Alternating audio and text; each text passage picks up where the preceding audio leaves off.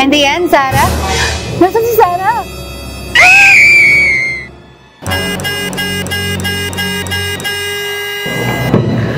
Iniwan mo ako sa loob! Sorry, Sarah. Let's go. O, dahan-dahan. Ah!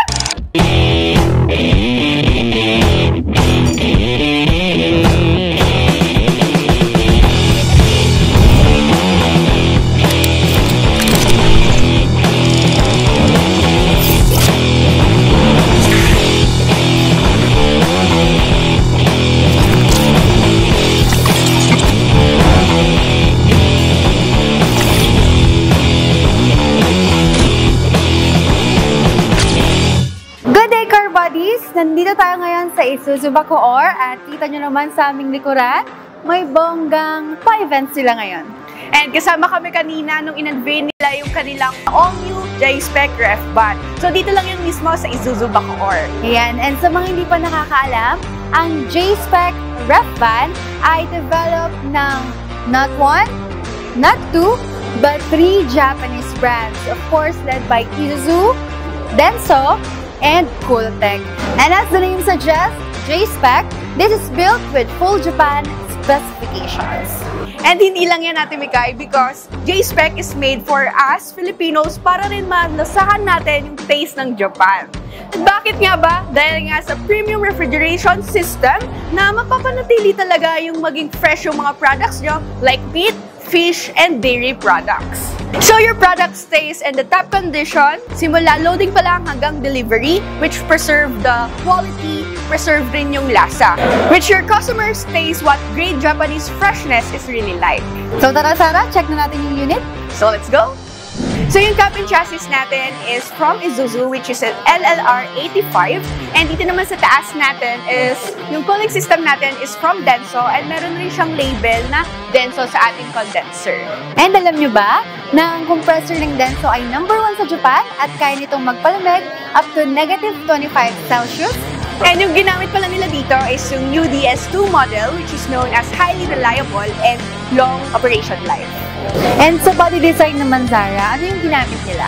So they uses here the XPS panel. So durable talaga siya ay hindi madaling mabulok because of the less water absorption. So mas eco-friendly siya more than polyurethane. And kagaya nga doon sa sinasabi ko na XPS panel at Mikay, coated siya ng aluminum. So mas maganda yun kesa sa fiberglass kasi mas magaan. And yung machines used here is Japanese standard talaga siya. So masasabi natin mas tatagal and mas matibay.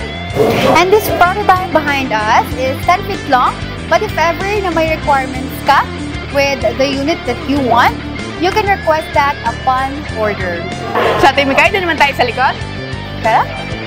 Dito pala sa rear end natin, mostly stainless yung mga nandyan para hindi siya mabilis kalawangin and especially nasa wet working environment tayo. And bago pala tayo pumasok, Carvery Buddies, may tinatawag pala sila dito na nice key lock or mas kilala natin na one-hand operation. And may added safety features na rin itong J-Spec natin. We have the reverse camera and reverse sensors here. And may mga rubber stoppers na rin tayo dito. So, Zara, pasukin natin yung loob. And dito sa loob, no, malinis talaga yung look nitong van. Especially, walang mga rivets dito na dahil nga isang sheet siya, di ba? And walang masisiksikan yung mga insekto. These railings, add-ons na to. So, customized na to if ever na yung mga customers, especially yung mga nag-deliver ng mga meats na gusto na nilang ahang, like this one, they can customize the van like this. And dahil nga magaan at manipis ang aluminum, hindi siya nakakadagdag sa weight ng sasakyan. And yung flooring pala nito, Carvery Buddies, is hindi rin siya madaling kalawangin and of course, hindi siya slippery kasi may ganito siya. So, dagdag ko lang rin pala, Ate Mikay, gawa nga may ganito tayo if ever na pinustomize nung bibili is if ever na maglo-load tayo dito ng gamit, yun, hindi siya yung maggalaw kasi nga may ganito. And Carvery Buddies, iba talaga yung gawang Cooltech. Quality talaga siya. And dagdag ko lang dito nga sa loob, meron kasi tayong tinatawag na low RPM. So if ever na mag-load tayo dito ng mga perishable goods, hindi na tayo need maghintay pa ng matagal kasi nga minsan kailangan yung meat malamig, di ba? Well, yun, tinatawag nilang low RPM. And dagdag ko lang yun pala na may features tayo dito sa loob. If ever, for example, si Ate Mikay nagkarga dito ng perishable goods tapos na sarahan, Well, dito sa left side natin, here meron tayong switch for light. And of course, meron tayong tinatawag na buzzer.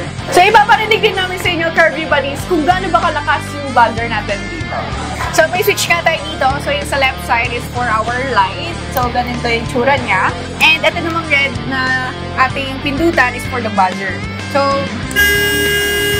So mag-iingay lang siya hanggang hindi niya siya ino-off. And ganun yung tunog niya. And isa sa mga features ng ref van na ito, mayroon siyang 50-50 sliding curtains to preserve yung lamig during unloading and loading ng mga perishable goods. And meron din siyang lock para hindi siya gumagalaw during transport.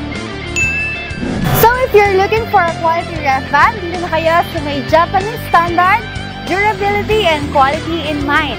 Yan sa ating Mikay is available here at Dudubacoor yung kanilang J-Spec ref van. And if gusto nyo pumunta dito, pwede or you may inquire, just call them. So ipa-flash lang namin yung contact information nila. So please don't forget to hit like, comment down below, and subscribe sa aming YouTube channel. Huwag mo na rin kalimutan ng notification bell para lagi kang updated sa mga bago naming video. Once again, I'm Mikay. And I'm Zara. So see you in our next